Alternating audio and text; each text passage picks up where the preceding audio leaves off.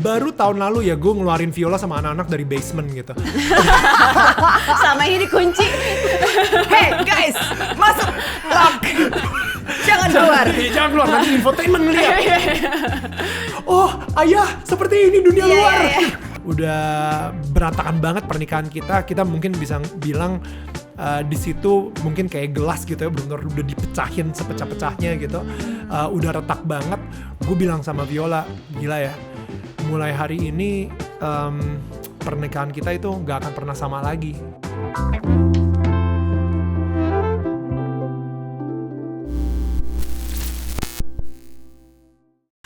Hai teman setia, welcome back to Tias Talks. Hari ini kita bakal ngobrol lagi sama bintang tamu yang ini nih kalau bisa dibilang dari dia muncul sampai sekarang konsisten, bahkan lebih gitu, benar. lebih Tapi dewasa. mungkin ya. Dulu lebih muda, mungkin baru lulus kuliah atau lagi kuliah. Terus kita ngeliat journey-nya dia berkeluarga, punya anak, sekarang jadi hot daddy. Benar. Dan kalau kita lihat aura bintangnya tuh nggak pernah pudar. Iya benar.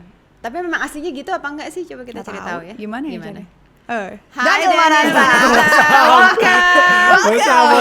Gue serius dari tadi lu ngomongin kayak gitu ya, hot daddy segala gitu. Gue pikir lu lagi ngomongin Ariel gitu. Jadi gue yang kayak lagi diem-diem nungguin gitu.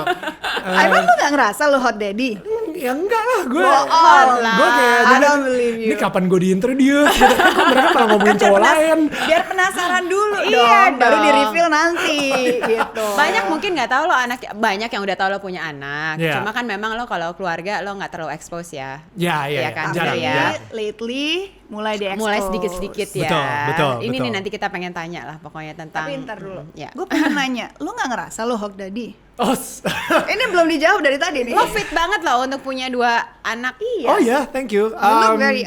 Dan lu dari dulu sampai sekarang nggak berubah Ya, mukanya. just to remind you, bukan gue yang melahirkan anak gue, jadi Bener juga sih. Ya Viola dia. Tapi kan lu yang ngaduk. Iya. Ada nggak peduli loh setelah berumah tangga tiba-tiba buncit lah apa gitu. Ada. Iya. Tapi ya gue bersyukur banget, dan itu dia kayak gue ngerasa gila, gue ngutang segalanya untuk Viola yang berkorban demi melahirkan 2 anak buat gue. Well done Lola, well done. Right? Harusnya Viola ada di sini. Iya, sorry banget dia lagi di Jerman sekarang. Tapi ya gue bersyukur banget sih, kayak sekarang ini gue emang olahraga itu sesuatu yang penting banget buat gue. Gue kayak it's like my meditation sebenarnya. Jadi Lari ya? kalau misalnya gue lagi lari gitu ya, gue kayak bermeditasi gitu sambil lari. Jadi gue yang udah kayak ngetrend saya gitu, nggak tahu otaknya lagi ada di mana segala kayak gitu. Tiba-tiba udah 30 kilo, nggak kayak gitu. Gimana? Gue pas lihat jam, Baru 1 kilo. ini menuju 5 tuh susah banget. Nggak kayak gitu. Daniel, congratulations for your network. Oh. 1 1 juta. million subscribers I hear. Yay, Congratulations. Udah going berapa nih? 1,5 going. Masih 1,0 something lah, gue sendiri juga nggak gitu. But to be honest, gue juga kaget sih ya.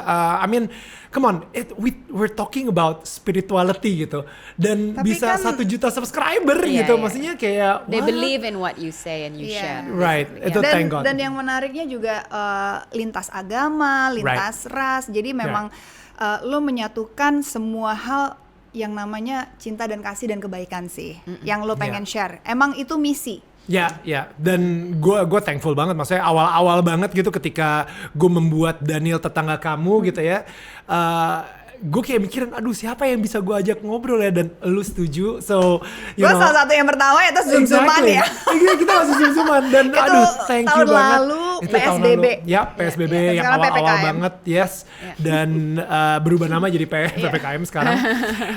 Tapi I thank you, Lun, maksud gue. No, thank you for having me. Itu, dan you're being very candid, you're being very vulnerable di situ, dan itu pertama kali banget kita mendengar cerita lu juga tentang what you went through. Dan asli gara-gara itu gue ngerasa wah gila, gue udah lebih jelas sih ini arahnya bakal kemana gitu. So you know, thank you for that. No, thank you, and thank you also udah mau datang ke Tias datang Talks kesini. dan berbagi cerita yang akan kita kulik-kulik ya. Gue sering banget muncul di popular page gue atau di homepage gue di YouTube gitu, Tias Talk. Gue mikir kapan gue diundang ya ini ya, dan akhirnya gue di sini.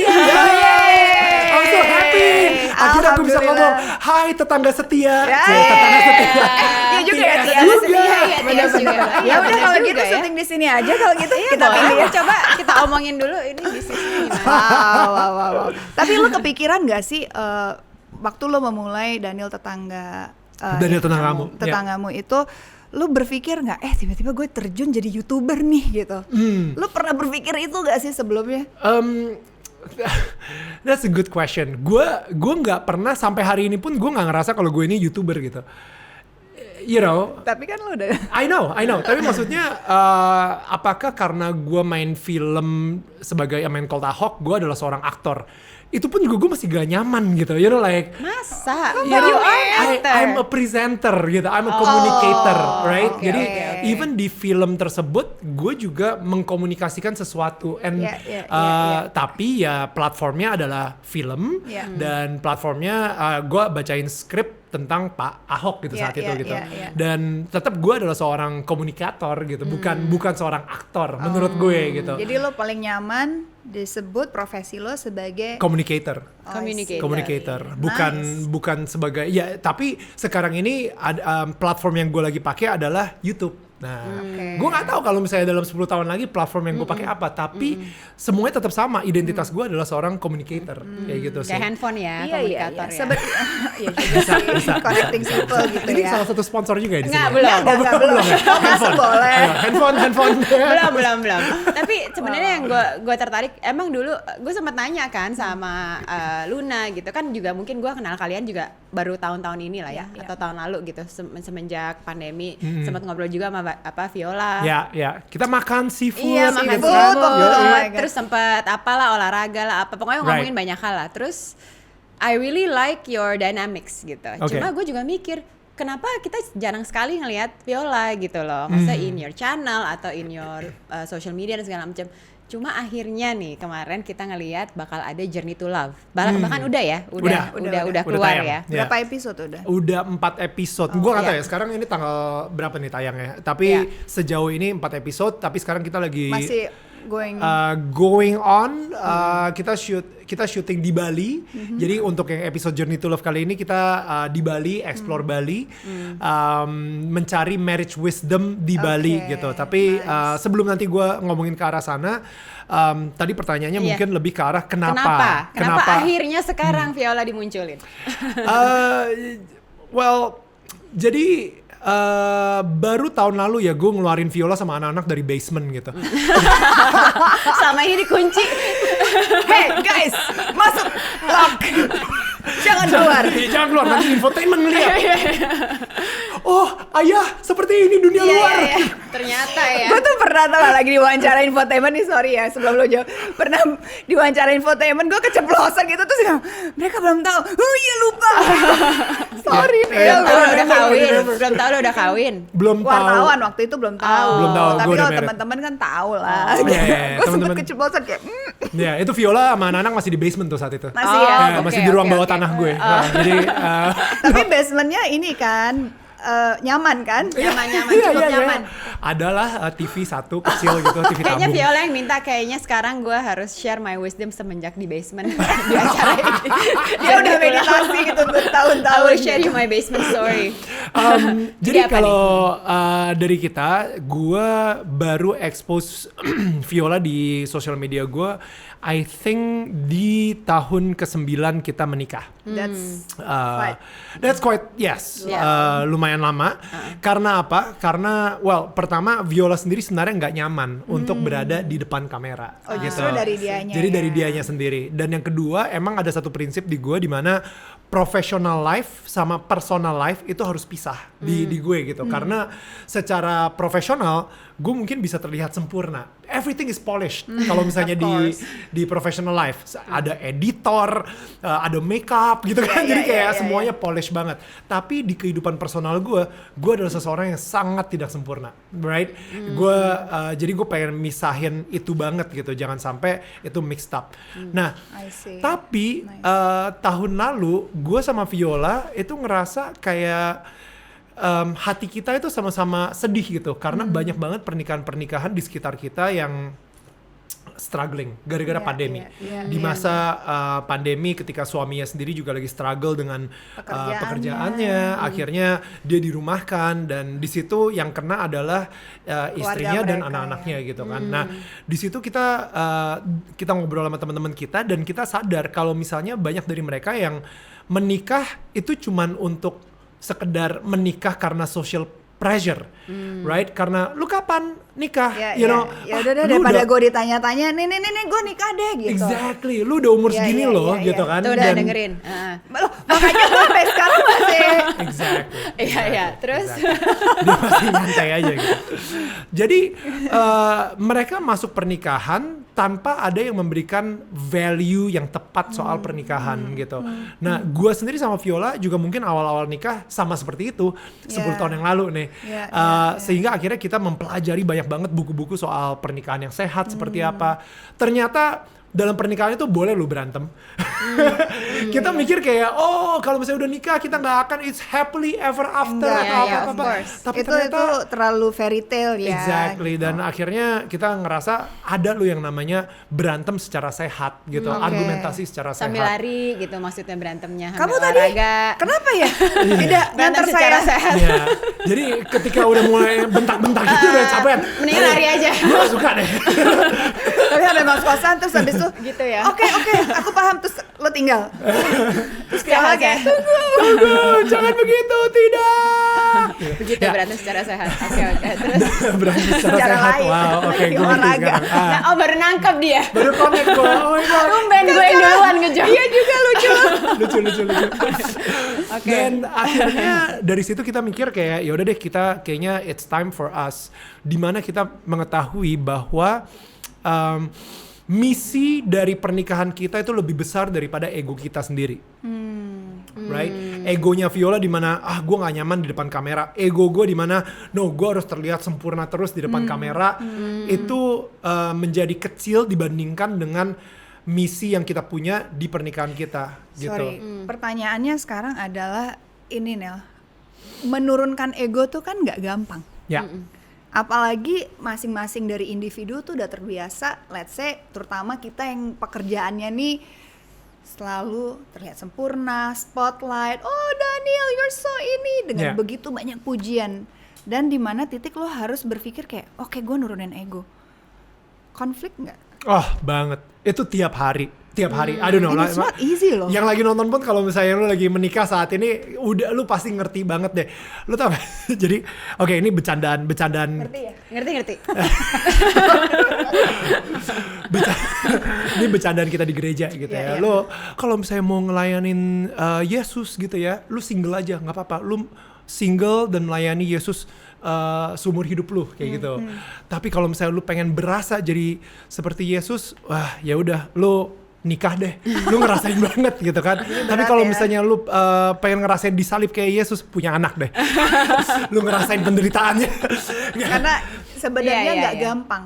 It's very hard. Sacrifices kan soalnya. Once Exactly. you have kids, your life is no longer about you. It's about other people. Dan itu menurut gua pengorbanan itu yang kita korbankan adalah ego kita, yang kita matikan, yang kita salibkan tadi itu ya, itu adalah ego kita, ego sebagai seorang suami, ego sebagai seorang ego sebagai Daniel Mananta itu dimatikan karena gue lebih memilih sebagai seorang suami dan seorang ayah yang sehat. Oh.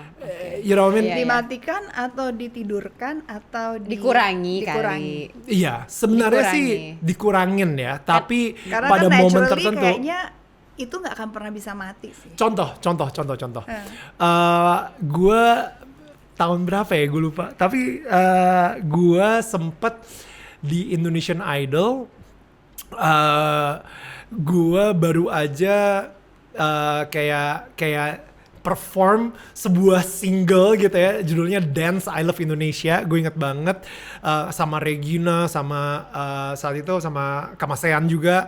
Dan I think mereka bukan iya kayak mereka deh, lupa gue. Tapi enggak, bukan sama mereka, sorry. Jadi gue baru perform di Indonesian Idol, Dance I Love Indonesia, dan itu sama Maharashi, dan itu ada Ahmad Dhani, ada Agnes, abis itu ada Anang, dan ketika gue selesai perform tersebut, wah gila, mereka bertiga, ini juri-juri Idol tuh pada berdiri tepuk tangan gitu, wah gila. Itu kayak gue bener-bener berasa kayak rockstar abis.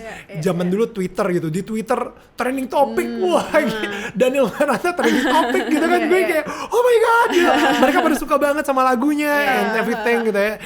Itu tahun 2012 kalau nggak salah. Nah ya udah, itu gue bener-bener kayak ngerasa rockstar banget. Pas pulang gue masih ada lah itu kan, euforianya bener-bener kayak yeah I'm a rockstar gitu kan. Begitu pulang nyampe rumah, Viola itu tadi gimana Idol, wah gila seru banget bla bla bla bla bla bla. Habis itu gue mandi udah mau siap-siap tidur, tiba-tiba Viola bilang, ya ampun gue lupa ngeluarin cucian dari mesin cuci. What? Iya, bisa tolong bantuin gue nggak? Hah? Oke. What? Ya udah, akhirnya literally malam itu setelah gue berasa sebagai rockstar, gue mulai gantung jemuran yo. Celana dalam gue, gantung jemuran. Dan itu momen yang paling gue inget banget karena Viola sendiri juga sampai ngakak gitu, kayak kita setiap kali ngomongin itu, ya itulah dimana ketika gue bisa aja bilang, oh come on, gue baru aja trending nih. Iya, gue baru aja nih jadi rockstar gitu. You tell me to do this, no, you do it. You know, like whatever gitu. Tapi ternyata at that time gue ngelakuin hal tersebut sampai sekarang kita masih inget, dan itu membekas di Viola juga. Dan itulah gue membunuh ego gue sebagai Daniel Mananta, the presenter, Daniel Mananta the entertainer, sehingga pas gue ke rumah gue menjadi Daniel Mananta sang suami. Udah kayak gitu. Dan begitu juga dengan gue sebagai seorang ayah ketika baru beberapa hari yang lalu, come on, kita udah married hampir 10 tahun, baru beberapa hari yang lalu gue harus minta maaf sama anak gue, Mila, karena gue ngomongnya terlalu kasar tentang sesuatu gitu misalnya. Gara-gara dia lagi ini, gue bilang, udahlah nggak penting lah kayak gitu. Hah, nggak penting? Tapi gue udah nggak penting ini segala. Dan dia nangis gitu. Dan akhirnya gue tumbuh di keluarga Chinese, di mana sampai hari ini mungkin bokap nyokap gue nggak pernah minta maaf sama gue, right? Memang ada culture yang seperti itu di beberapa keluarga lah. Orang tua itu paling bener. Mereka nggak akan pernah ngomong maaf sama anaknya sendiri. Orang tua gue juga begitu. Right. Dan itu nggak salah juga, karena mungkin orang tua kita juga punya itu. Tradisi seperti itu atau kebiasaan seperti itu dari orang tua. Tapi generasi kita berubah sih. Gue juga sering minta maaf sama anak gue kok. Wow, and that's hard. Sering banget ya. That's hard. Karena kalau buat gue itu benar-benar pas gue lagi minta maaf sama anak gue, itu gue harus matiin banget ego gue. Matiin banget ego gue. Kenapa? Ketika gue minta maaf sama anak gue sebagai seorang laki-laki minta maaf sama dia, nanti ketika dia mempunyai pernikahan sendiri, ya kan? Gue pengen dia mempunyai ekspektasi di mana suaminya juga akan berani minta maaf sama dia, you know, dan dia akan mencari laki-laki, dia akan mencari laki-laki yang berani minta maaf sama dia. Kalau misalnya suaminya itu tidak berani minta maaf, kalau misalnya ayahnya sendiri nggak berani minta maaf sama dia, gitu, jadi dia nanti berpikir akan ekspektasi dia akan mencari laki-laki cukup rendah gitu, you know, dan disitulah kayak gue ngerasa it's okay lah, ini gue ngelakuin ini demi future-nya dia kok. Gitu. Dan anak gue yang laki-laki juga ngeliat ketika gue minta maaf sama Mila misalnya seperti itu, dia ngeliat dan dia yang kayak ya mungkin dia cuma makan pagi whatever, cuman gue berharap banget suatu saat dia sendiri pun juga akan berani minta maaf sama seorang wanita yang nanti dia cintain atau anaknya dia sendiri kayak gitu sih. And I think it depends on the parents, makanya jadi kita pengen banget punya si journey to love ini supaya ketika suami dan istri itu sehat, yang lain juga akan sehat gitu. Anak-anaknya mereka akan sehat dan generasi kedepannya juga akan lebih sehat. Dan negara kita pun akan lebih sehat. That's a very beautiful mission lah ya. Tapi mau nanya satu hal ya. Kan tadi you said that sekeliling kalian banyak pernikahan yang struggling. Kalau dari from you and Viola, what is your biggest challenge in your marriage? Jadi setelah gue menandatangani dokumen pernikahan yes, di pernikahan di dokumen tersebut gue adalah seorang suami, tapi sayangnya mental gue adalah mental seorang pacar. You know what I mean? Iya, ngerti. Kayak lo belum siap untuk ke step berikutnya. Exactly. Ya, mentally ya. Mentally. Gerak-gerik gue, apa yang gue lakuin, apa yang gue, cara gue ngomong sama Viola, pemikiran gue itu masih seperti seorang pacar. Dimana emang dulu pas gue lagi pacaran sama pacar-pacar yang lain gitu ya, sama mantan gue, itu kayaknya emang sah-sah aja ngomong kayak gitu, karena ya udah kalau misalnya lu nggak suka, gue tinggal putus, like udah segampang itu. Tapi kalau misalnya di pernikahan kan sebisa mungkin kita nggak mengenal yang namanya kata cerai atau putus, gitu. Tapi saat itu gue masih pemikirannya sangat pendek banget dan masih mental pacar banget gitu. Dan gue masih kayak ya berantemnya pun juga hal-hal yang cemen lah ya. Bukan cemen sih. Ego, balik lagi ya, pride, harga diri, segala kayak gitu. Karena ketika gue pacaran, ini nih motivasi gue pacaran, literally supaya gue bisa mamerin pacar gue ke orang-orang. Karena nih bule cakep kayak, gitu ya, lo gandeng gitu. Mungkin bukan Viola gitu, mantan-mantan yang lain. Tapi ini menarik sih, gue pengen tahu. Tapi apa latar belakang lo punya pemikiran seperti itu? Mungkin insecurity dari gue sendiri ketika gue lagi high school, gue kayak sering direndahin, gue sering dibully gitu kan.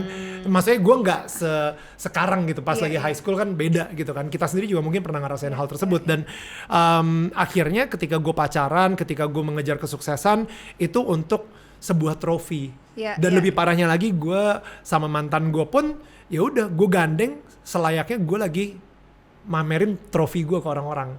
Dan itu pada akhirnya kayak kan balas dendam waktu lu gue bisa dapet nih rendahin gitu. dulu waktu. Nah ini jadi bagus banget menurut gue juga, kayak buat teman-teman atau adik-adik yang lagi nonton, jangan pernah membuli, karena kita nggak pernah tahu ya, suatu saat yang kita bully itu bisa lebih sukses dari kita, tapi yang dibully itu ada bekas juga, sehingga kayak ada circle yang lingkaran setan membentuk sesuatu yang behavior terus berjalan dengan diri mereka, sehingga ada ya luka batin itu lagi nih, balik lagi luka dan batin. lebih parah lagi Lun, maksud gue ini gue ngomongin gue baru sadar ketika gue mempunyai mental pacar ini ketika baru sadar beberapa tahun terakhir ini ya.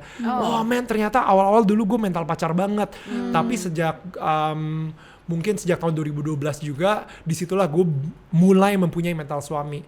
Tapi yang menyedihkannya, sampai hari ini kalau misalnya gue ketemu orang, ketika gue ngobrol, my goodness, orang udah married selama 15 tahun ke atas, tapi dia masih punya mental pacar. Dia lebih seneng hangout sama teman-teman daripada keluarganya. Dia masih lebih pengen ego, mementingkan ego dia sendiri. Dia masih mengancam-ngancam dengan cerai, gue ceraiin deh lo gitu, segala mental pacar gitu, bukan mental suami gitu. Dimana mental suami yang harusnya ya lu melayani, justru di situ lu bukan mengambil. Kalau dulu ketika gue pacaran, gue mengambil pride, gue mengambil kayak gue pamerin harga diri gue, gue pamerin trofi gue karena gue pengen mengambil pride tersebut kan. Tapi sekarang ini udah gue harus membunuh ego gue, dan sekarang gue jadi melayani. Dan ya itu sih, di tahun ke-5, tahun ke-6 ini balik lagi untuk menjawab pertanyaan lo ya. Biggest challenge. That was the biggest challenge, dimana switch your mindset and behavior. Viola udah sempet hampir, kita berantem gede-gedean. Di pikiran gue, di otak gue, walaupun ini gak terjadi sebenarnya, tapi di otak gue, gue terbesit sebuah pikiran kalau Viola akan ngambil 2 anak kita dan dia akan pergi ke Jerman, dan udah, that's the end of our marriage. Kayak gitu. Itu paling sulit banget buat gue gitu ya, karena ya udah berantem kita akhirnya numpuk, dan di tahun ke-5 ke-6 itu yang kejadian gedenya lah kayak gitu.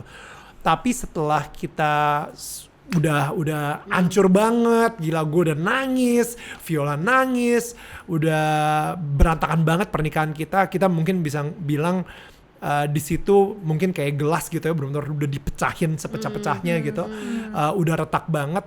Gue bilang sama Viola, gila ya, mulai hari ini pernikahan kita itu gak akan pernah sama lagi. Gue bilang kayak gitu, dan gue minta maaf gitu kan. Dan Viola bilang, iya bener, pernikahan kita tidak akan pernah sama lagi. Tapi pernikahan kita akan jauh lebih bagus daripada sebelumnya. Oh justru Viola yang ngomong. Dia bilang kayak gitu. Dan gue yang kayak, what? Kita udah, yes, pernikahan kita itu udah kayak gelas dihancurin. Sekarang kita sama-sama bisa menempel picking up the pieces, put it together. and make it even better. Karena ini, this is the lowest point of our marriage. Dan mulai hari ini kita bangun lagi ke atas. Dia bilang kayak gitu. Wow. Dan gue yang kayak makin nangis lagi. Gue aja mau nangis kayak Tapi itu Kok gue bisa layak menerima orang manusia kayak lu gitu kan. Jadi kayak jadi oh my dia God. malah dia yang Justru pengen Viola menyelamatkan. No, we Ya. cannot bail gitu. Intinya Ya. let's try and fix this gitu. Dan maksud gue gini ya, ini gue pengen ngomong juga nih sama siapapun yang lagi nonton yang mungkin lagi menghadapi masalah di pernikahannya gitu. There is always hope. There is always hope. Yang penting lu komunikasiin aja gitu.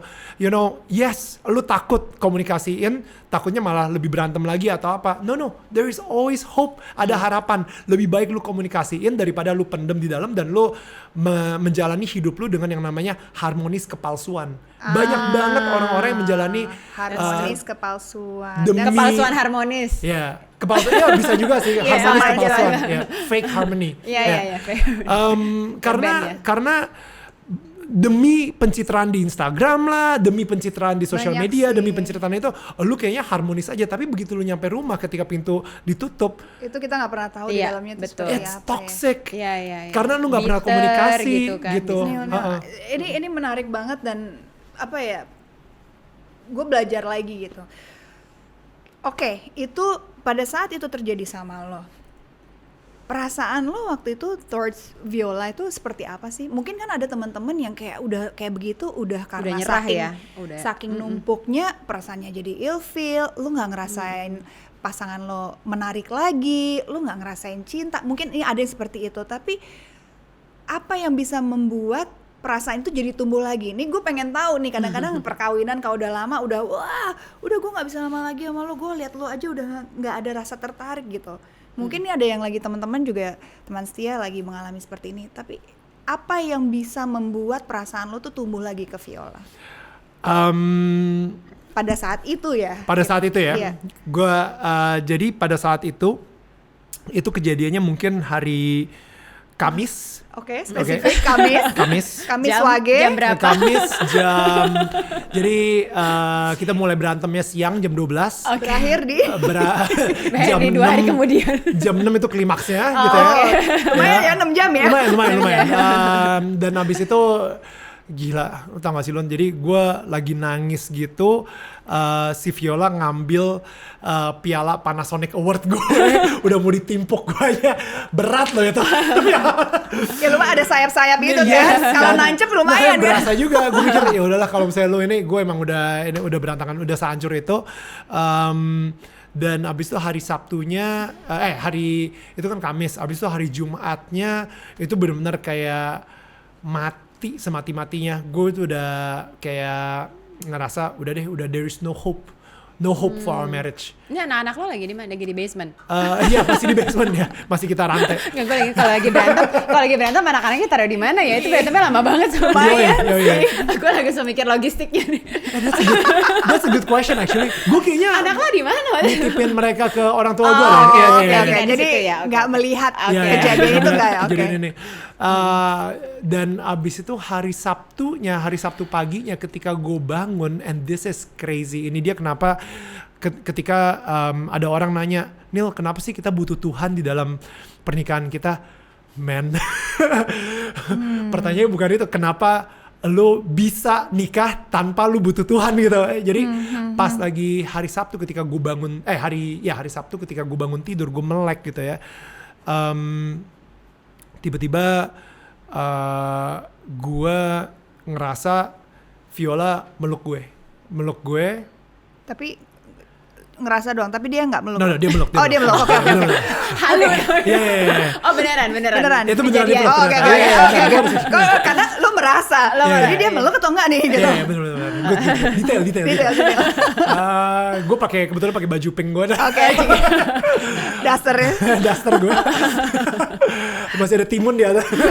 No, jadi Viola meluk gue.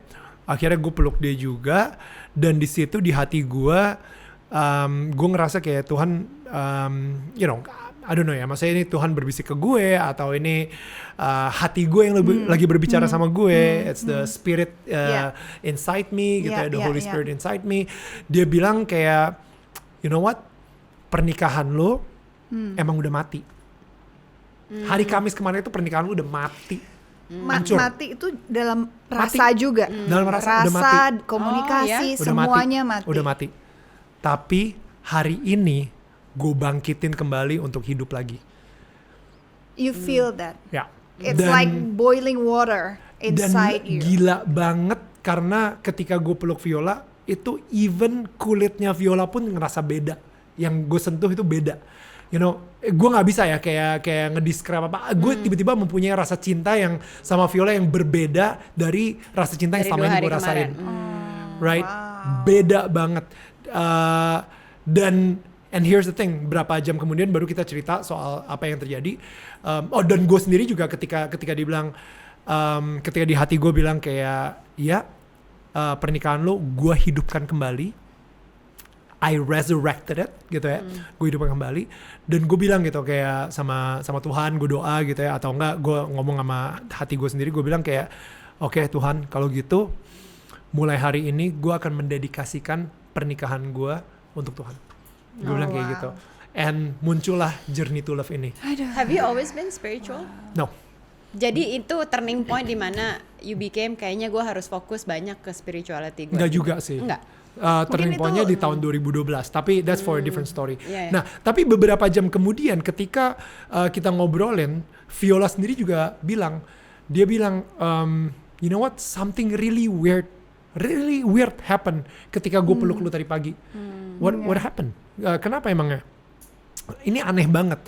Karena ada suara yang keras banget di otak gue, di pikiran gue, sama di hati gue. Hanya pikirkan, jadi kalau misalnya di Alkitab tuh ada satu ayat gitu ya, think only what's pure, honorable. Gue sendiri juga lupa gitu ayatnya apa namanya. Tapi di situ Viola tiba-tiba ketika dia lagi ngerasa Daniel ini bersalah sama dia, no. Pikirin ketika dia itu masih honorable di mata lo. Dia mulai mikirin. Nggak bisa dong. Nggak. Dia, you know what? Dia dulu sempat mikirin kalau misalnya ini pacar bla bla bla bla bla. No. Pikirin yang bener, the truth version of Daniel. Nggak bisa. Itu kayak setiap kali dia debat, itu ada satu suara yang kenceng banget di dalam pikiran kayak dia. Lagi ini berdebat ya. sendiri. Tapi Angel yang and evil lagi exactly. bertarung. Tapi yang ini benar-benar based on truth, honorable. Kata-katanya gue lupa. Gue nyontek handphone gue deh abis ini. Tapi pada akhirnya si Viola jadinya meluk gue pagi itu gara-gara dia lagi mikirin semua hal-hal di gue yang truth and honorable itu gitu. Wow. Jadi jelek-jeleknya lupain, jangan mikir kayak gitu. Di The pure you lah ya, the real you. Sebenarnya ada di situ, Yeah. Dan jadi Daniel yang jelek ada di situ, Daniel yang baik ada di situ. Tapi tolong dong fokusnya dirubah. Fokusnya sekarang ini spotlightnya dirubah ke yang Daniel yang baik. Yang baik. Yes, Daniel yang jelek tuh masih ada di situ, tapi fokusnya coba ke sini, kayak gitu. Dari situ sih akhirnya Viola semakin percaya bahwa Daniel tuh kayak diamond yang masih perlu dipoles ya. Perlu dipoles banget gitu. Dan ini kejadian di tahun ke-6 itu adalah salah satu pemolesan yang mungkin paling berat banget buat pernikahan kita. Tapi berat, dihancurin banget, dan lu mulai bisa ngelihat sedikit. Ternyata itu ada diamondnya lo di situ. Ternyata ada kelip-kelip yang perlu diperhatiin. Gue harus jaga. Wow, this is such a ini ya. Lagi dengerin marriage counseling ya. Benar. Tapi ini menurut gue juga bukan cuma tentang pernikahan, tapi tentang hubungan ya. Tentang tentang hubungan. Jadi ini juga bisa berlaku untuk teman, berlaku untuk orang tua ke anak ke orang tua juga ya. Mungkin kadang-kadang nggak bisa mengerti satu sama lain. Kalau terbalut emosi, selalu yang dilihat tuh pasti jelek aja gitu. Right. Kayak, dia begini, gue udah ngerasa tersakiti. Tapi coba itu kembali lagi diturunin egonya. Makanya kadang-kadang kalau lagi berantem harus ada mundur sedikit, Ya. Mikir dulu. take Mikir some lagi. time, That's good. tarik nafas, baru pikirin dan ambil keputusan. Ya. Dan mungkin kalau misalnya gue bisa tambahin dikit gitu ya, karena gue ngerasa gini, ketika pasangan mulai pertama kali ketemuan gitu ya, they fall in love. Iya. Ya kan? Dan sayangnya kita cuma mikir bahwa yang namanya cinta itu adalah ketika kita jatuh cinta tersebut gitu. Kayak lagi seneng-seneng, aduh kamu Butterfly gitu. and everything, right? Yeah. Jatuh cinta itu hanya salah satu form of love. Yeah. Itu hanya salah satu bentuk dari cinta. Jadi sebenarnya ketika kita fall in love, bisa banget kita fall Out of love, ya. of love. Dan ketika kita fall out of love, udah ending tuh. Itu adalah udah selesai. Cinta yang lu rasakan ketika lu jatuh cinta itu udah selesai. Dan here's the ugly truth ya. Ini bad newsnya banget buat semua. Kita semua akan ngerasain fall out of love. Kita Itu semua nyokap akan gue selalu ngerasain. bilang. Nyokap gue Kita sampai semua. sekarang bilang, Ya, kamu ya jangan kawin karena cinta-cinta. Nanti one day cinta tuh bisa hilang. exactly. Jadi kawin karena apa dong? Nah, tapi pada akhirnya Iya. dan kebanyakan orang ketika dia udah ngerasa fall out of love, ketika dia kayak wah ternyata ada sesuatu karakter di dia yang nggak bisa gue terima, gue udah nggak bisa cinta dia lagi deh. Atau ada Akhirnya jadi dia mulai nyari fokus sama yang jelek-jelek tadi itu. Dan Exactly. akhirnya jadi ilfeel beneran gak sih? dan gitu. akhirnya mungkin di situ ya, di beberapa circle di teman-teman gue ada yang mulai nyari orang ketiga, ada yang mulai tidak eksklusif, ada yang mulai pisah ranjang, ada yang mulai pisah rumah, dan pada Cara akhirnya masing-masing, yang penting pulang ke rumah ya udah obligasi aja jadinya ya. fake harmony, Iya. balik lagi Tadi ke ya. kepalsuan harmonis tadi itu. Padahal sebenarnya ada satu bentuk cinta yang benar-benar lebih besar dari itu semua. Dan cinta itu yang sebenarnya harus lu pilih setiap hari. Dan cinta itu yang lu harus milih untuk benar-benar dedikasikan dan komit. Cinta yang melayani walaupun orang ini nggak patut untuk dilayanin. Wow. Cinta gitu, yang powerful. sabar walaupun nih orang bikin lu sering banget nggak sabar.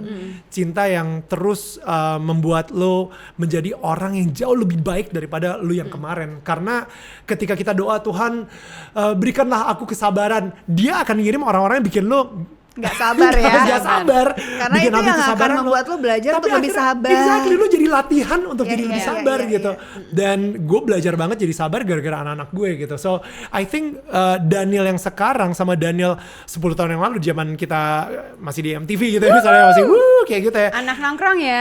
Anak nongkrong banget gitu kan.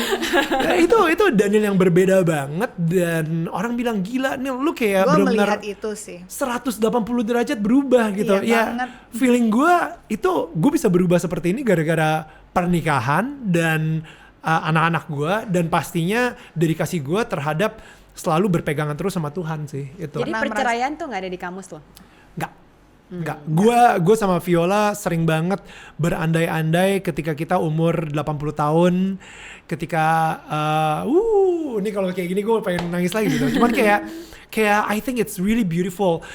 Dimana banyak banget orang-orang kayak mikirnya mungkin mereka nggak pernah mikirin gitu ketika mereka ngelihat suaminya atau ngelihat istrinya gitu, nanti ketika kita umur 80 tahun kita mau ngapain ya, kita mau ngapain, kita berandai-andai, Gue tuh selalu bermimpi-mimpi seperti itu juga gitu. sih. Gue kalau melihat, ya nggak tahu ya. Kalau gue tuh melihat suatu pernikahan itu memilih teman hidup waktu gue tua nanti sih. Iya.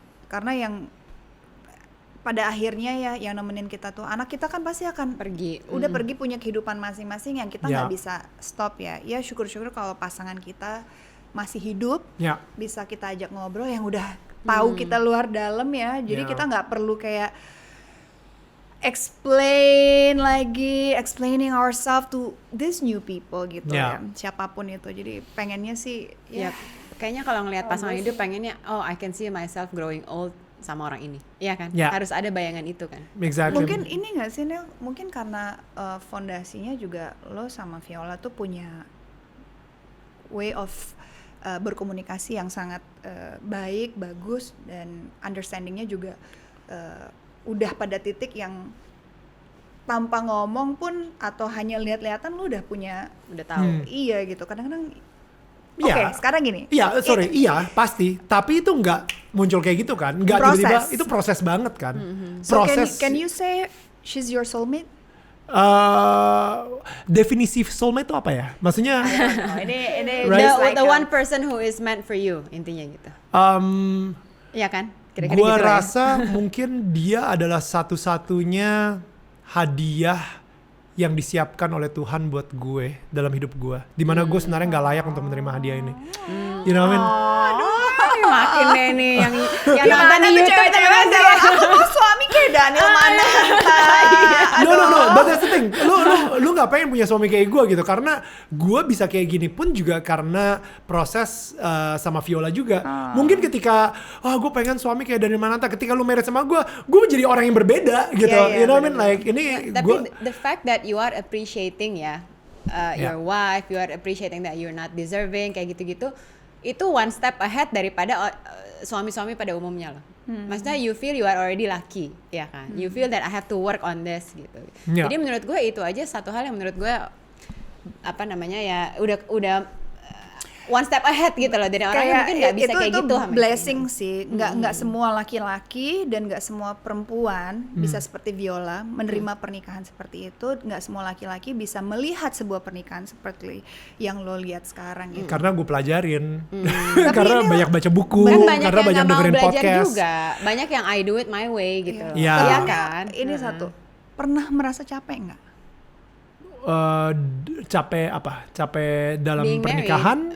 Apapun dalam apa yang lo lakuin, pembelajaran lo itu kadang-kadang lo pernah ngerasa lelah nggak sih? Aduh, atau I don't know. Atau effortless malah. So Atau jadi you don't you feel just tired. do it naturally with love, with yang pasti kekuatan dari Tuhan. Kadang-kadang ya kita kerja gitu kayak udah capek, I don't wanna do this anymore gitu. Kadang kan you constantly kayak Iya. apa ya? Atau kan ada capek di hubungannya, mau itu nggak harus pernikahan ya, bisa hubungan apapun lah. Aduh gue capek harus ngeladenin dia, Iya. gue capek kan tadi yang Kadang-kadang lo bilang exactly harus melayani, padahal orang ini nggak patut dilayani. Iya. Mau sampai kapan kayak gitu? Ya, Kalau nggak pastilah, pasti sering lah. Oke, so you're still human ya. Mister Pasti Human. sering lah. Tapi ya at the same time gue langsung ketika gue capek, gue langsung nanya sama diri gue sendiri gitu. Kenapa gue capek ya? Gitu. Kenapa gue kayak lelah? Kenapa gue ketika harus ngelakuin ini, kenapa gue yang kayak gue harus ngelakuin ini lagi gitu. Itu berarti ada sesuatu yang gak nyaman di hati gue, dan gue langsung kayak introspeksi gitu. Dimana gue yang kayak ternyata emang ini gue udah mulai ngambil tanggung jawabnya Tuhan nih. Gue udah mulai mengambil identitas sebagai juru selamatnya orang ini nih. Harusnya yang jadi juru selamat orang ini adalah Tuhan gitu, bukan gue. Wah, kenapa gue udah mulai kayak akhirnya ketika itu gue mulai mundur teratur. Gue mulai investasiin waktu gue di tempat yang lain gitu. Jadi capek justru adalah sesuatu yang sangat healthy banget buat gue, dimana gue yang kayak gue kenapa capek ya di kerjaan ini ya? Kelihatannya gue harus mundur teratur nih sama di kerjaan ini gitu, supaya gue bisa ngelakuin sesuatu yang lebih passionate lagi gitu misalnya. Dan ini yang lo lakuin di Indonesian Idol. Enggak. Itu enggak. Gue nggak capek sama itu, dan itu gue bingung banget ya. Gue nggak capek, gue masih passionate banget sama Indonesian Idol Lun. Masih passionate banget. Gue nggak ngerti. Until today gue masih passionate. Gue masih passionate. Gue masih cinta banget sama timnya, sama judgesnya, sama semuanya. Tapi gue nggak ngerti kenapa gue disuruh mundur teratur gitu. Sama Tuhan gitu kayak. Bukan dia yang mau ya, memang disuruh mundur teratur. Sama. Ya mungkin ini ada jalan lain buat lo. cycle-nya di mana ada regenerasi yang tiba pada akhirnya yang harus kita rasain. Right. Dan even kayak ketika gue bilang sama bos gue ketika gue mau keluar dari Indonesian Idol, bos gue nanya, aduh siapa yang bakal gantiin lo? Boy William aja kali ya. Malah gue yang rekomendasi dia gitu. Dan gue seneng banget ketika gue ngelihat Boy di atas panggung Indonesian Idol gitu. Dan ya itu ya, maksudnya ketika gue bisa berhasil mundur teratur dengan kemauan gue sendiri dan semuanya dengan damai, kita juga jadi lebih enak gitu. Makanya pas lagi Boy kena COVID, tiba-tiba muncul lagi. Semua orang bilang ini gimmick. Itu lucu banget. Itu Boy-nya kena COVID. Kayak di prank gak sih? Iya. Kita nih yang nonton kayak lo. Bukannya lu udah cabut gitu. No. Ini gue. But anyway, iya itu dia sih. Tadi sampai mana ya kita yang ngobrol? Iya. Ya intinya ya memang ada saatnya dimana kita juga harus mungkin tahu diri lah ya. Dalam artian bukan tahu diri bahwa kita harus menerima bahwa ada saatnya di mana kita harus step back a little bit, di mana saatnya kita harus berjuang, di mana saatnya kita harus kayak oke, mungkin ini saatnya jalan di tempat atau I don't know sejenak. Itu menurut lu gimana? Maksudnya gue setuju banget. Gue adalah orang yang mempunyai prinsip terlalu lama di spotlight itu akan membutakan lu. You know what I mean? Karena spotlight itu lama-lama ya bakal membutakan lu gitu. Karena jadi kalau kadang-kadang constantly kena ini bisa jadi rusak loh. Dan gitu. Maksud gue membutakan hubungan lu juga. Metafor lah ini ya. Metafor, membutakan hubungan lu juga, membutakan orang-orang di sekitar lu jadi insecure, membutakan hubungan lu sama diri lu sendiri. Lu kayak pengen bertahan banget di depan spotlight terus gitu. Jadi ada saatnya dimana oke, gue step out dulu ya dari spotlight, biar orang lain di spotlight dulu. Nanti ada saatnya kok gue balik lagi ke spotlight. Habis nanti gue, melipir lagi, habis itu balik lagi. Gue nggak tahu, lu udah berapa tahun di entertainment? Menurut, maksudnya, lu juga?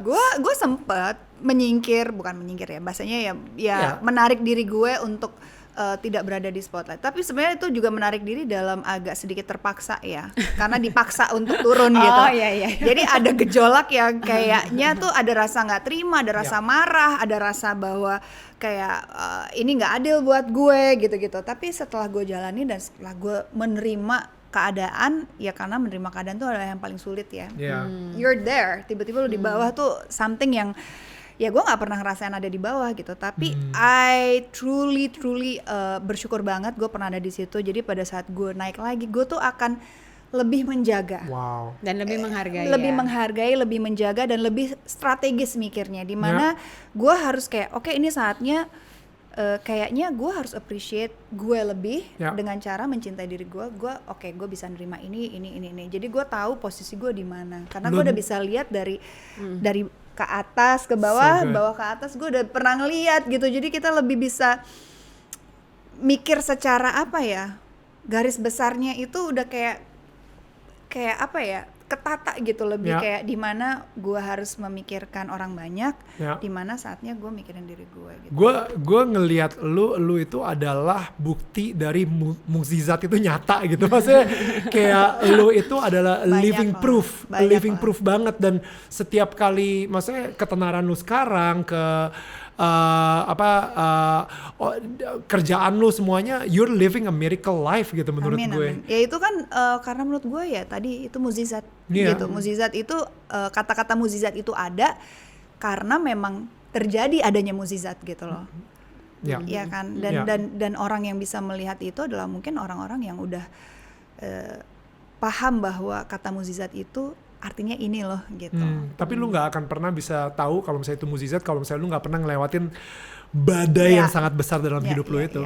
Gitu. Dan menurut gue ya journey orang itu beda-beda dan ya harus kita appreciate dan kita hargain ya. Karena nggak bisa kita samaratakan, nggak bisa kita look down ke seseorang karena journey-nya nggak seperti kita gitu, atau kita journey-nya nggak seperti mereka, so we look down dengan siapapun itu kan. Aku rasa juga janganlah. I think justru dengan masalah kalau kita bisa menerima dengan secara legowo, ikhlas. I think ini ya, gue tuh selalu menganggap musibah ataupun aib itu adalah sesuatu yang bagus buat kita sih. Mungkin buat orang banyak pada umumnya bilang, aduh aib, wah gitu. Tapi justru when it happens to you or to me gitu, dan pada saat kita melihatnya dengan cara yang berbeda selain yang kebanyakan orang melihat aib itu adalah aib gitu, gue melihatnya tuh satu blessing loh gitu, karena we are learning more and more gitu. Membentuk lo sekarang ya. Jadi dan kan kita sering bahas musibah itu nggak akan dikasih ke lo unless yang di atas tahu kita bisa handle atau enggak gitu kan. Gue pernah dengar quote ini dari Quraish Shihab gitu ya. Dia bilang kayak orang banyak yang salah soal ikhlas. Mereka banyak mikir kalau misalnya ikhlas itu ya udah nih, kalau misalnya gue kasih lu ini gue ikhlasin deh, padahal itu sebenarnya tulus, bukan ikhlas. ikhlas. Ikhlas itu adalah ketika misalnya ada air murni banget, abis itu lu masukin teh, air itu jadi bernoda, ya kan? Tapi akhirnya lu masukin air sampai air itu menjadi murni lagi, dan itu adalah ikhlas. Ketika air itu kembali lagi jadi murni. Jadi intinya kita harus bisa mengikhlaskan diri kita sendiri dengan apapun yang terjadi di sekitar kita. Kita bisa dengan toxic yang udah masuk ke dalam diri kita gitu ya, dari past experience, dari kegagalan kita sebelumnya, tapi kita bisa mempertahankan keikhlasan di diri kita sehingga kita menjadi terus air murni seperti awalnya, kayak gitu. Karena apa? Ketika kita toxic, ketika kita mengekspos diri kita terhadap sebuah toxic, kita akan memasukkan diri kita tersebut dengan hal-hal yang toksik, yang negatif.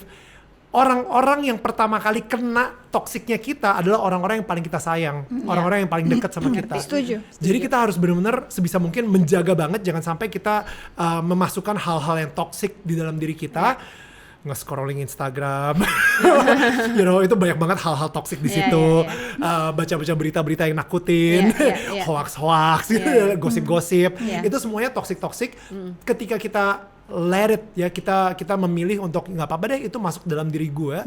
Yang ada nanti ketika apa yang keluar dari kita itu adalah toksik juga. Jadi tugas kita adalah sebisa mungkin mengikhlaskan diri kita sehingga kita menjadi murni lagi.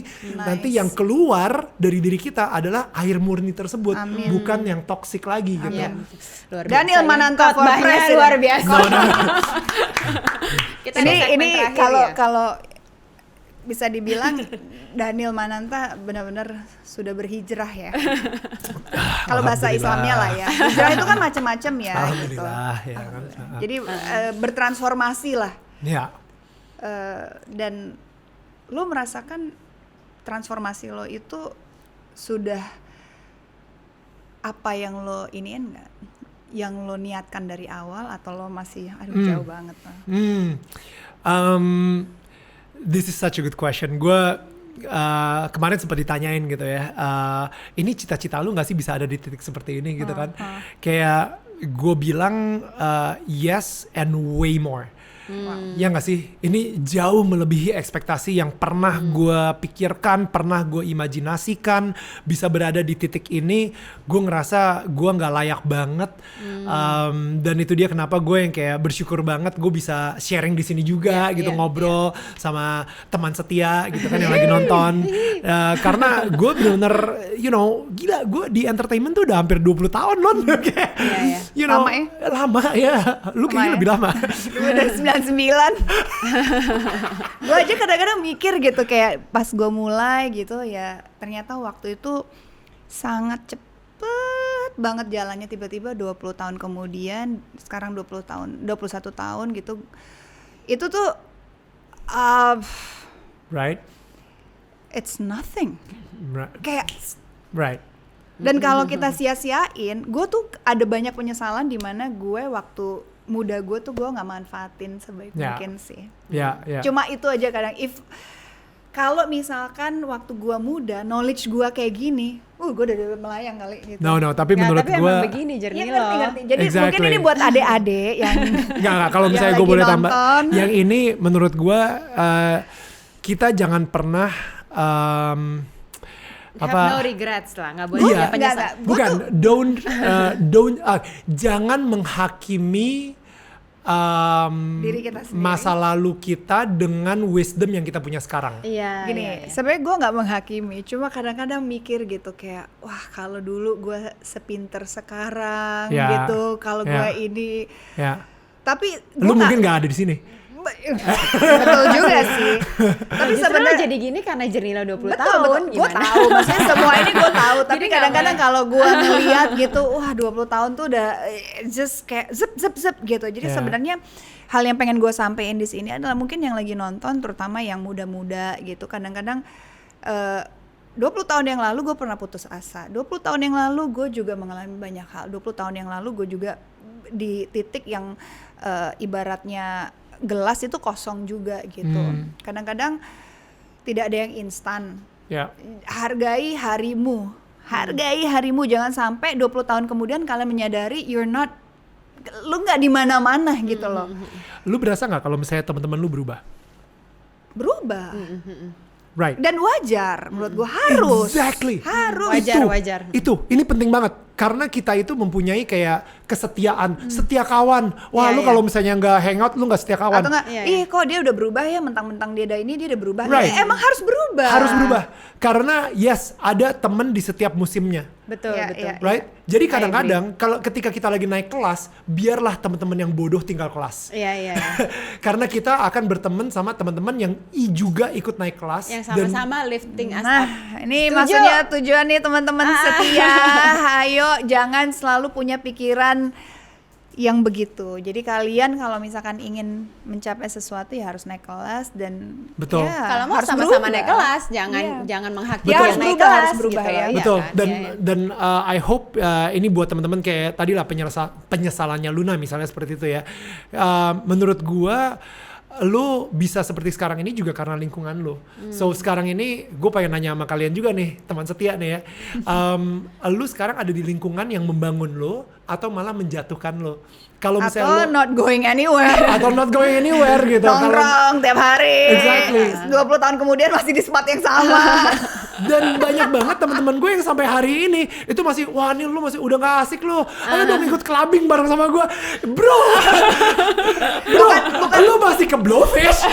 Like seriously? Iya. Bukan gue nggak mau. Kadang-kadang masih ada hasrat, boleh lah sesekali gitu. Tapi itu udah season yang lama gitu maksud gue. Gue tuh kayak kadang-kadang mikir kayak, waduh. Gue tuh mikir exactly kayak lo. Nggak berarti gue melupakan teman-teman lama ya. Cuma I'm just saying kalau misalnya kita pace-nya udah nggak sama, ya udah mungkin kita bisa ketemu pas tetap ngopi. Tetap gitu. temenan. Cuma ya mungkin memang kita nggak senyambung dulu atau nggak bisa sesering itu gitu loh. Nah, Nggak berarti ini hashtagable moment nih, sorry. Yang mana? Kalau misalnya lu nggak setia kawan, bukan artinya lu itu jahat. Udah gitu aja. Hashtag BFF. Iya. Ketika lu nggak punya BFF, bukan artinya ketika lu udah harus putus hubungan sama BFF lu, bukan artinya lu orang jahat. I agree. That's lu adalah orang yang pengen naik kelas, bukan orang jahat. Udah kayak gitu sih. I think Cheers to that. Yes. Cheers naik kelas. Oke. Ini kalau kita ngobrol sama Daniel bisa 3 jam kayaknya YouTube-nya. Jadi Gila. boleh kita tutup dengan segmen berikut. Aduh gila, gue jadi gak enak loh. Gue udah inget loh kalau misalnya kalian manggil TS itu teman setia. Ini sekarang gue lagi ngomongin juga jangan setia teman. No. Gue baru nggak. Oh my god. Teman setia yang menonton kita. Oh iya. I think you still have to be loyal. Cuma kan situasi orang beda. Anyway, segmen fakta atau ini dusta. teman-teman yang segeng yang ingin selalu naik kelas bareng kita. Makanya setianya sama kita ya. Yes.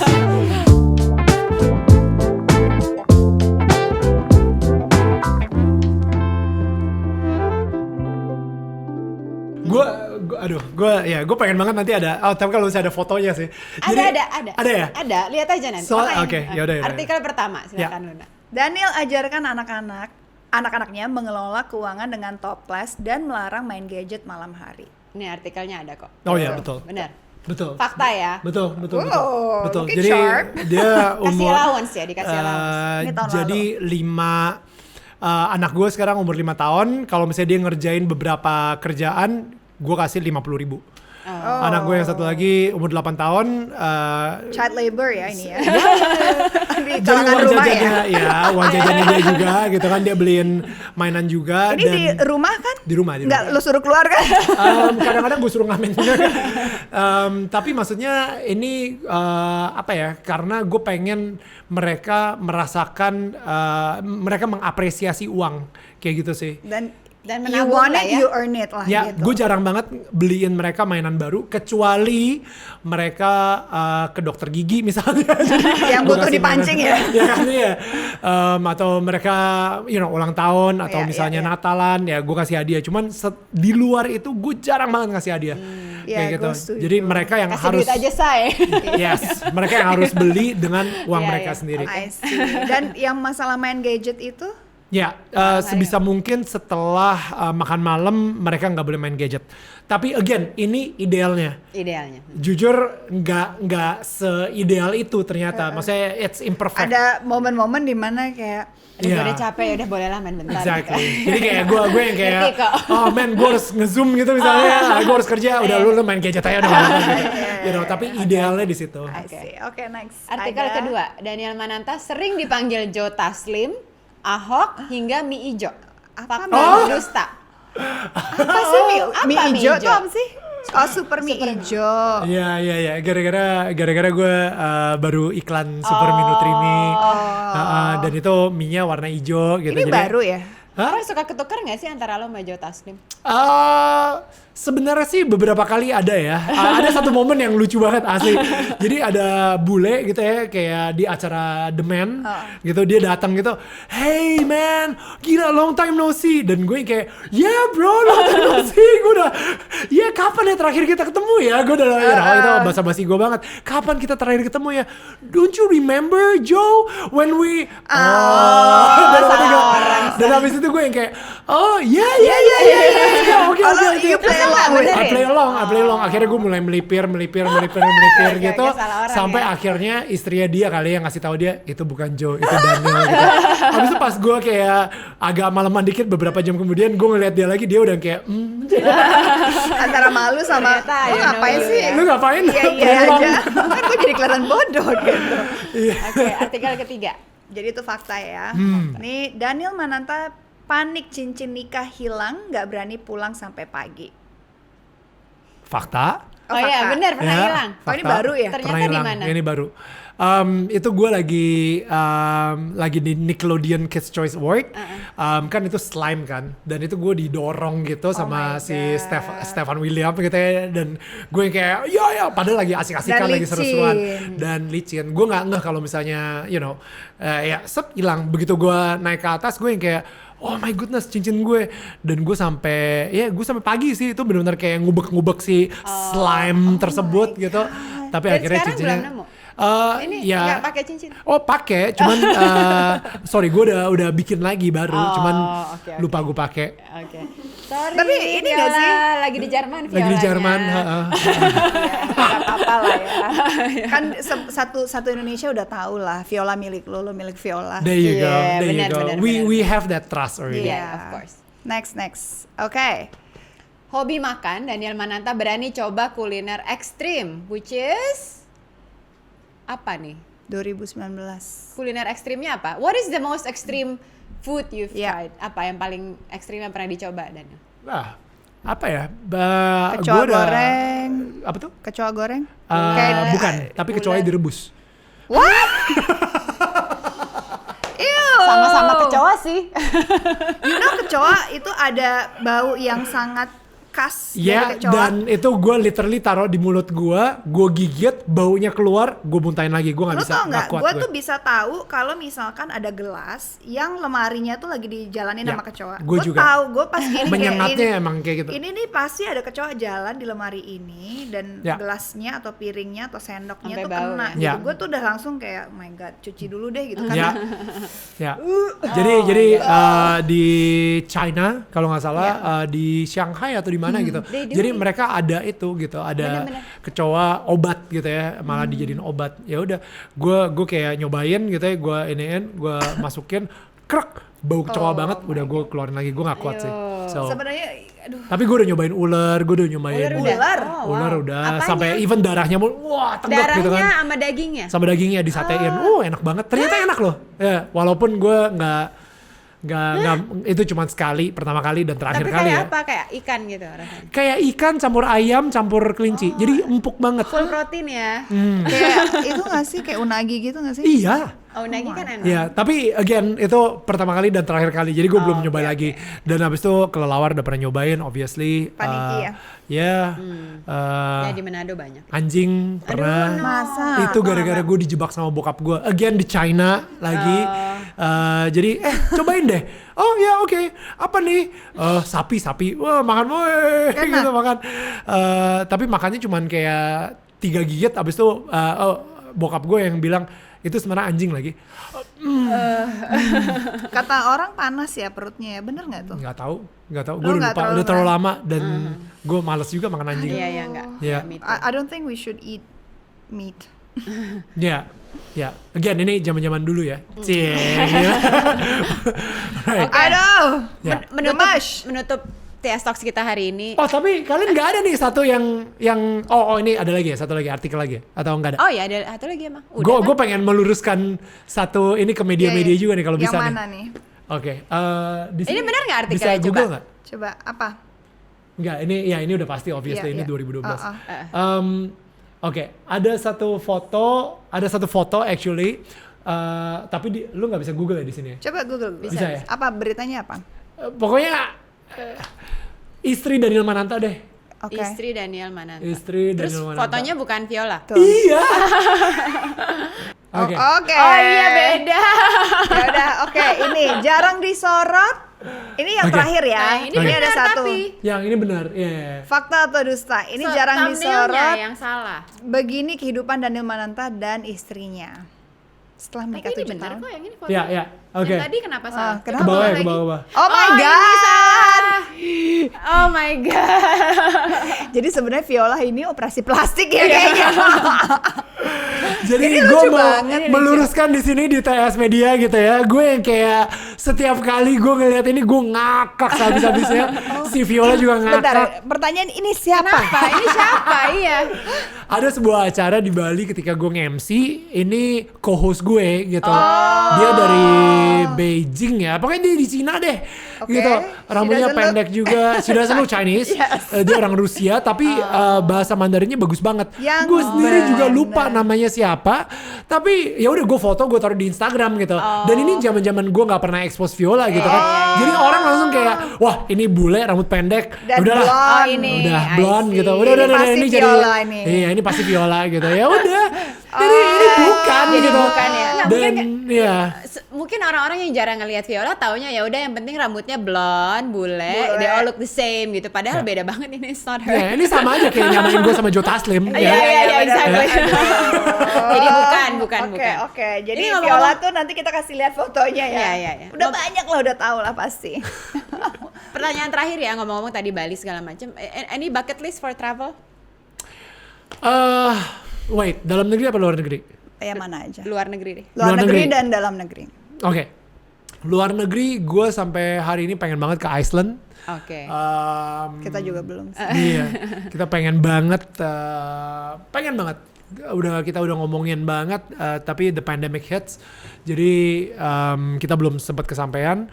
Dan kalau dalam negeri, gue rasa gue pengen banget ke Tanah Toraja ya. Nggak tahu kenapa ya, kayak I think Tanah Toraja itu Gua katanya, pernah. Yeah. it's really So beautiful. Gue tuh lumayan ini sih, pas nyampe sana tuh hati gue tuh kayak gue berhenti napas sebentar dan kayak wow, kayak it's so amazing. Itu Apalagi yang- pas lo lagi di plantation, Right. coffee plantation tuh agak tinggi karena kan altitude-nya harus di tempat Wow. yang tinggi. Terus lo bisa lihat semuanya, I was like kayak gila nih bagus banget. Gitu. Right. Wah, It's banyak really banget sih. beautiful. Makanya gue bilang sama Marian kita harus ke sana. Iya. Ya. We Gitu. will. Ya, Mau udah kita nggak bikin ikut TS. travel Baru gue pengen Iya, ngomong. travel Mau nggak lo kalau diajak ke Iceland boleh, Kita Toraja interview di boleh. situ ya, Yuk. di Iceland. Oh pilihannya Iceland Iceland. bukan Tanah Toraja. Boleh juga. Boleh, gak Ya, apa-apa. Because it mumpung ada means yang we're all bayar, going there. Tanah Toraja sih Yay. gue bayar sendiri aja. Oh gitu. Iyalah. Tapi kalau kita ajak, Pinternya pilihnya yang mahal ya. Pilihnya yang mahal ya. Pinter dia. Iceland lah, Iceland. Thank you so much Daniel. Thank you so much. Thank you so so much. many revelations, so many apa Yeah. ya, inspiring. so many things and ini apa stories ya, and- quotes-quotes Iya. dan kata-kata hashtag yang kayaknya kena di hati gitu. Dan I hope semua teman setia atau siapapun tetangga, Daniel Oh iya, tetanggamu. Daniel tetangga Dan gue. tetangga kamu ya jangan kan? lupa di subscribe. Iya. Cuma jangan Thank lupa you. subscribe TS dulu baru tetangga kamu. Tapi ngobrol sama Daniel emang kayaknya nggak mungkin. Nggak akan Udah berapa sih, berhenti. sejam ya? Wow. Ini rekor loh terlama Karena tadi loh. gue No. bilang sama dia setengah Really? jam lah, Ya. terlama. Oh wow. Dan kita nggak akan Edit. cut. Maksudnya edit dikit-dikit Ya, tapi yang tadi nggak. yang gue salah-salah. Yang salah-salah. Tapi kalau emang Oh wow. nggak apa-apa. Wow. Thank That's you so so good. much. Thank I'm you. so Thank glad you. you finally made it ke Thank sini. you. It's an honor, definitely. Iya. Gue udah pengen banget kesini ngobrol Bener sama ya. kalian. Jangan nanti kalau diundang mau ya. Gila, gue, you know me lah. I just love Nanti sama Viola. Yeah, Nanti definitely. kita akan tes kekompakan mereka. Oh, that would be kita good. main game. Oke. Boleh Akhir tahun. sama Mila juga sama Noah. Mungkin sama Viola dulu deh. Masih di Mila Masih Noah masih di basement. Dipirit-pirit. Mereka masih Mila di sama basement. Noah belum. Masih di basement. Oke, teman thank you setia. so much teman Thanks, setia guys. yang udah nonton dan juga semua teman-teman yang ada dimanapun kalian berada ya. Mudah-mudahan hari kalian menyenangkan. Stay safe, stay healthy, stay happy, dan see you next episode ya. Thank you.